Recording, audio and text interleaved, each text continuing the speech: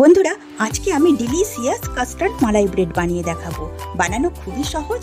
প্রথমে গ্যাসে কড়া বসিয়ে 1/2 লিটার দুধ নিয়ে নিচ্ছি, আর ফ্লেভারের জন্য দিচ্ছি সামান্য স্যাফরন। যদিও স্যাফরন দেওয়াটা কিন্তু সম্পূর্ণ অপশনাল। এবারে দুধটাকে একটু ফুটিয়ে নিয়ে দিয়ে দেবো 1/2 কাপ চিনি। একটু নেড়ে চেড়ে নেব। এদিকে একটা বলে নিচ্ছি 1/4 কাপ ঠান্ডা দুধ। এতে দিচ্ছি 1 টেবিল চামচ কাস্টার্ড পাউডার। ভালোভাবে মিশিয়ে কাস্টার্ড মিক্সচার রেডি করে নেব। এখন এই কাস্টার্ড মিশ্রণ ফুটন্ত দুধে দিয়ে দেব। এবারে কন্টিনিউয়াসলি নাড়াচাড়া করতে হবে। কাস্টার্ড পাউডার দেওয়ার ফলে দুধটা খুব তাড়াতাড়ি ঘন হয়ে যাবে। একটু ফুটিয়ে নিয়ে মালাই নামিয়ে ঠান্ডা করে নেব। এরপর কয়েকটা স্লাইস ব্রেড নিয়েছি। প্রত্যেকটা রুটিকে 4 পিস করে কেটে নেব। সবগুলো ব্রেড কেটে রেডি করে নেব। এরপর গ্যাসে প্যান বসিয়ে নিচ্ছি 3 টেবিল চামচ সাদা তেল আর 2 চামচ ঘি। আমি তেল ও ঘি মিশিয়ে করছি, তবে আপনারা চাইলে পুরোটাই ঘি নিতে পারেন।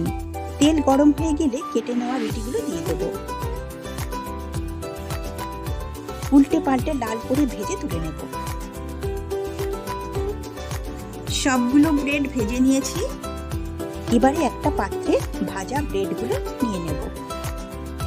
এর উপরে তৈরি করে রাখা ঠান্ডা মালাই দিয়ে দেব। ওপরে কিছুটা ড্রাই ফ্রুটস দিয়ে দেব।